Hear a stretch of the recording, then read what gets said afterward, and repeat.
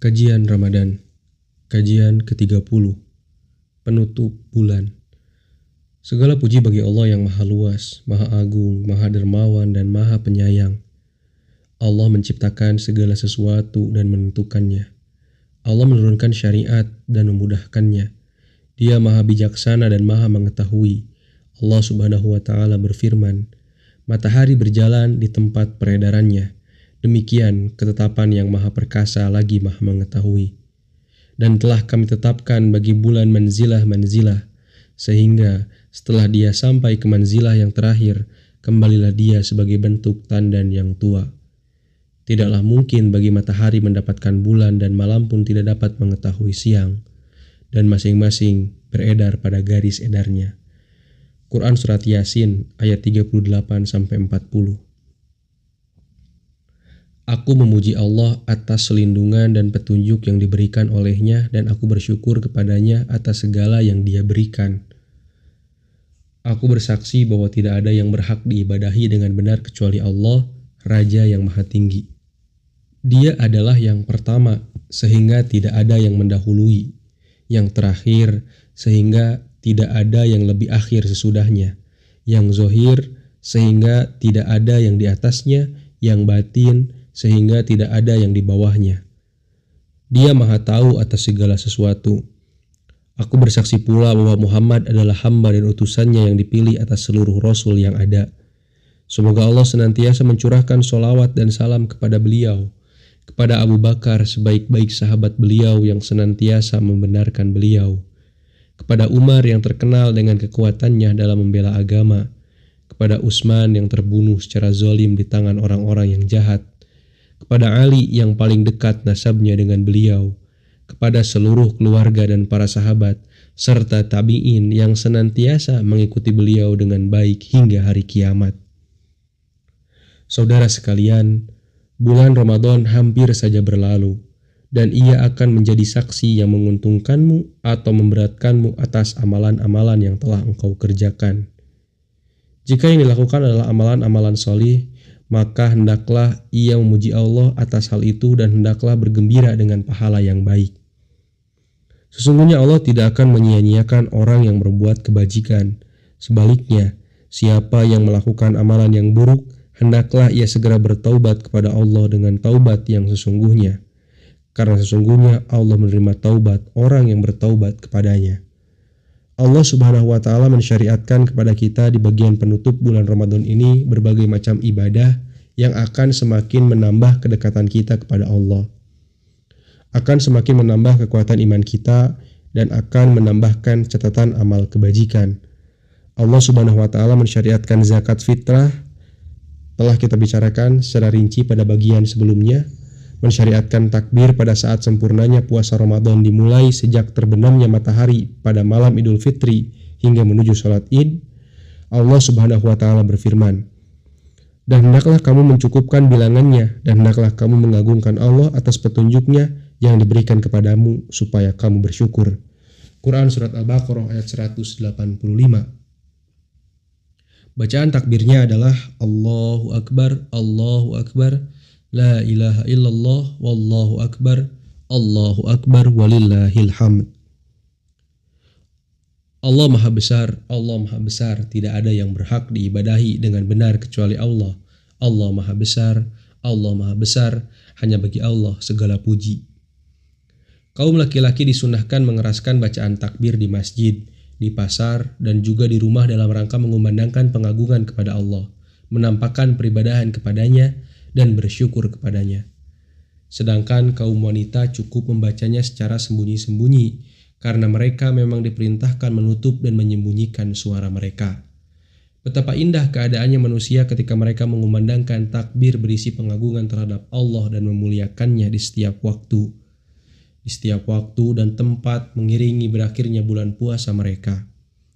Mereka memenuhi cakrawala dengan kumandang takbir, tahmid, dan tahlil, demi mengharap rahmat Allah dan takut akan azabnya. Allah juga mensyariatkan kepada para hambanya untuk menunaikan sholat Id pada hari raya Idul Fitri sebagai penutup kesempurnaan zikir, mengingat dan menyebut nama Allah Subhanahu wa Ta'ala. Rasulullah Shallallahu Alaihi Wasallam memerintahkan umat beliau untuk melakukan hal itu, baik dari kalangan kaum pria maupun wanita, dan perintah beliau adalah sesuatu yang harus ditaati.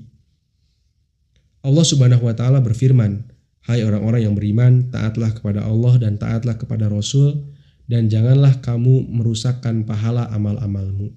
Quran Surat Muhammad ayat 33. Nabi Shallallahu Alaihi Wasallam memerintahkan kaum wanita agar keluar untuk mengerjakan sholat Id. Sekalipun sebenarnya rumah-rumah mereka itu lebih baik bagi mereka, namun selain untuk melaksanakan sholat Id.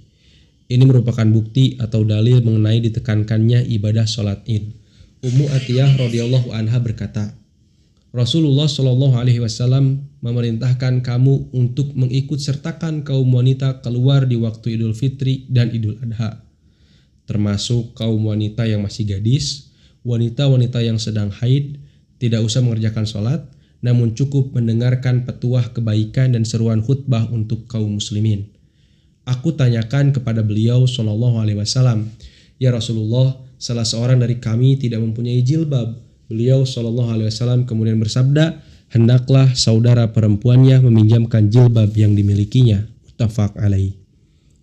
Sebelum keluar menuju lapangan untuk mengerjakan sholat Id, disunahkan makan terlebih dahulu beberapa biji kurma dalam jumlah ganjil, 3 atau 5 biji atau lebih dari itu.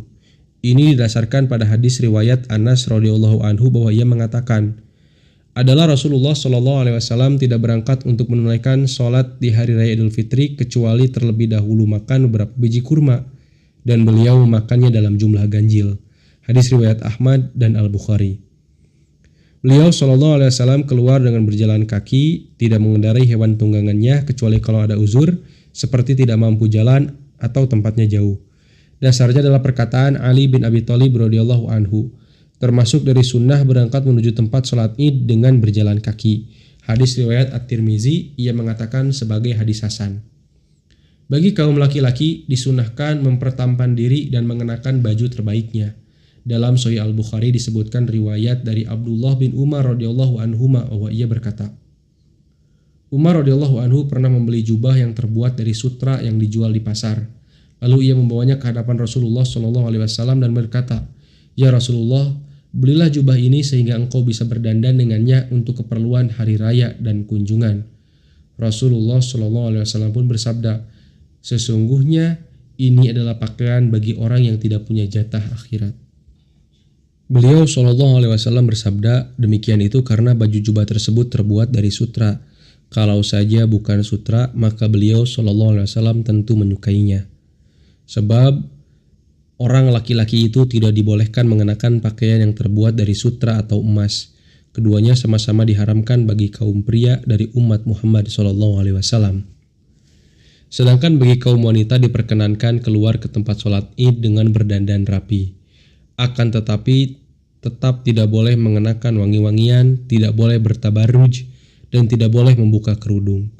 Sebab kaum wanita diperintahkan untuk mengenakan penutup dan dilarang bertabarruj dengan mengenakan perhiasan, dan dilarang mengenakan wangi-wangian ketika keluar rumah. Amalan selanjutnya adalah mengerjakan sholat dengan penuh kekhusyuan dan kehadiran hati, memperbanyak zikir dan memanjatkan doa kepadanya, mengharapkan rahmatnya, takut kepada azabnya, mengingatkan dan menyadarkan diri dengan berkumpulnya umat manusia di dalam sholat di masjid atau di lapangan, bahwa mereka kelak juga akan dikumpulkan di hadapan Allah pada hari kiamat, serta melihat adanya saling melebihi di antara sesama mereka. Lalu dengan itu ia akan ingat adanya perbedaan keutamaan yang sangat besar di akhirat nanti. Allah Subhanahu wa Ta'ala berfirman, "Perhatikanlah bagaimana kami lebihkan sebagian dari mereka atas sebagian yang lain, dan pasti kehidupan akhirat lebih tinggi tingkatannya dan lebih besar keutamaannya." Quran Surat Al-Isra ayat 21.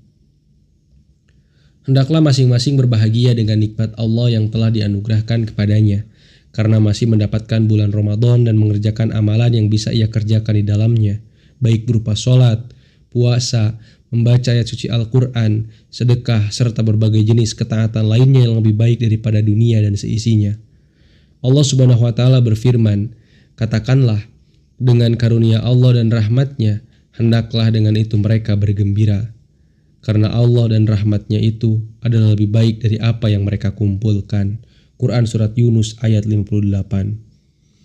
Puasa Ramadan dan mengerjakan sholat malam di dalamnya yang didasari dengan keimanan dan mengharapkan pahala dari Allah merupakan bagian dari hal-hal yang mendatangkan ampunan dari Allah atas dosa-dosa yang dilakukannya dan keterlepasan dari dosa. Setiap orang beriman tentu akan berbahagia jika ia mampu merampungkan puasa dan sholat malamnya, karena dengan begitu ia terselamatkan dari dosa. Sebaliknya, orang yang lemah imannya juga merasa senang dengan berakhirnya bulan Ramadan, karena dengan berakhirnya bulan ini ia bisa terlepas dari beban melaksanakan puasa yang memang terasa berat baginya dan sesak dada karenanya. Perbedaan antara kedua rasa senang ini sangat jauh. Saudara sekalian, sekalipun bulan Ramadan telah berakhir, namun amalan seorang mukmin tidak akan berakhir sebelum mati. Allah Subhanahu wa taala berfirman, "Dan sembahlah Tuhanmu sampai datang kepadamu yang diyakini, yaitu ajal." Quran Surat Al-Hijr ayat 99. Hai orang-orang yang beriman, bertakwalah kepada Allah dengan sebenar-benarnya takwa kepadanya, dan janganlah sekali-kali kamu mati melainkan dalam keadaan beragama Islam. Quran Surat Ali Imran ayat 102. Nabi SAW bersabda, jika seorang hamba meninggal dunia, maka amalannya terputus. Maka jangan ada yang memutus amalan kecuali kematian. Jika bulan Ramadan telah berlalu, maka seorang mukmin tidak akan terputus dalam melakukan ibadah puasa, karena sesungguhnya puasa itu masih terus disyariatkan sepanjang tahun. Segala puji bagi Allah. Dalam Sahih Muslim disebutkan hadis yang berasal dari Abu Ayyub Al-Ansari radhiyallahu anhu bahwa Nabi SAW bersabda, siapa yang mengerjakan puasa Ramadan, kemudian dilanjutkan dengan 6 hari puasa di bulan Syawal, maka itu seperti puasa sepanjang tahun. Demikian pula ada puasa 3 hari setiap bulannya. Mengenai hal itu Rasulullah SAW bersabda, 3 hari puasa setiap bulan, puasa Ramadan ke Ramadan berikutnya, maka ini seperti puasa sepanjang zaman atau sepanjang tahun. Hadis riwayat Ahmad dan Muslim. Abu Hurairah radhiyallahu anhu berkata, kekasihku Rasulullah SAW memberikan wasiat kepadaku dengan 3 hal dan seterusnya. Dan disebutkan diantaranya adalah mengerjakan puasa 3 hari setiap bulannya. Yang paling utama, puasa 3 hari itu dilakukan pada hari-hari putih atau Ayyamul Bid. Itu tanggal 13, 14, dan 15 Hijriah. Dasarnya adalah hadis Abu Dzar radhiyallahu anhu bahwa Nabi SAW bersabda, wahai Abu Dzar, jika engkau mengerjakan puasa 3 hari setiap bulannya, maka kerjakanlah pada tanggal 13, 14, dan 15. Hadis riwayat Ahmad dan An-Nasa'i dalam As-Sahih. Dalam Sahih Muslim disebutkan bahwa Nabi SAW ditanya mengenai puasa Arafah. Lalu beliau bersabda, ia menghapuskan dosa tahun yang lalu dan tahun berikutnya. Beliau SAW pernah ditanya mengenai puasa bulan Asyura dan beliau bersabda, ia menghapuskan dosa tahun lalu. Beliau SAW ditanya mengenai puasa hari Senin dan beliau bersabda, itu adalah hari di mana aku dilahirkan dan hari di mana aku diutus atau diberi wahyu Al-Quran. Dalam Sahih Muslim disebutkan riwayat dari Abu Hurairah radhiyallahu anhu bahwa Nabi SAW pernah ditanya, puasa apakah yang paling utama sesudah puasa Ramadan? Beliau bersabda, puasa yang paling utama sesudah puasa bulan Ramadan adalah puasa di bulan Muharram. Dalam Sahihain disebutkan riwayat hadis dari Aisyah radhiyallahu anhu bahwa ia berkata, aku tidak pernah melihat Nabi SAW menyempurnakan puasa sebulan penuh kecuali di bulan Ramadan, dan aku tidak pernah melihat beliau SAW berada di satu bulan yang lebih banyak menjalankan puasanya melebihi pada bulan Sya'ban. Dalam lafal yang lain disebutkan, beliau SAW banyak menjalankan puasa pada bulan itu dan jarang sekali beliau tidak berpuasa. Diriwayatkan dari Aisyah radhiyallahu anhuma bahwa ia berkata, Nabi SAW selalu berupaya menjalankan puasa Senin dan Kamis. Hadis di atas diriwayatkan oleh 5 imam hadis kecuali Abu Dawud. Namun, lafal mirip dengan ini juga diriwayatkan oleh Abu Dawud dalam hadis yang berasal dari Usamah bin Zaid radhiyallahu anhu. Diriwayatkan dari Abu Hurairah radhiyallahu anhu bahwa Nabi SAW bersabda, amal perbuatan itu diperlihatkan pada hari Senin dan Kamis. Dan aku ingin bilang amalanku ketika itu aku sedang melaksanakan puasa. Hadis riwayat At-Tirmidzi. Jika amalan sholat malam atau sholat tarawih di bulan Ramadan telah berlalu, maka ketahuilah bahwa sholat malam masih terus disyariatkan pada setiap malam sepanjang tahun. Ini didasarkan pada amalan Rasulullah SAW. Di samping itu didasarkan pada sabda Rasulullah SAW sebagaimana yang disebutkan dalam Sahih Al-Bukhari dari sahabat Mughirah bin Syu'bah radhiyallahu anhu bahwa ia berkata, sesungguhnya Rasulullah SAW biasa berdiri mengerjakan sholat hingga bengkak kedua telapak kaki beliau. Ketika ditanya mengenai hal itu, beliau SAW bersabda, tidakkah selayaknya aku menjadi hamba yang pandai bersyukur?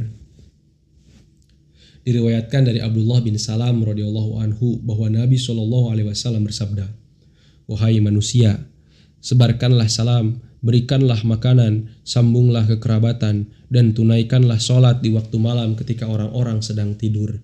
Maka kalian akan masuk surga dengan kedamaian. Hadis riwayat At-Tirmidzi, ia mengatakan sebagai hadis hasan sahih. Dalam Sahih Muslim disebutkan hadis dari Abu Hurairah radhiyallahu anhu bahwa Nabi SAW bersabda, sholat paling utama sesudah sholat fardu adalah sholat malam. Yang dinamakan sholat malam itu meliputi seluruh bentuk sholat sunnah dan sholat witir. Lebih lanjut mengenai sholat malam ini bisa dilihat pada bagian kajian keempat yang sebelumnya.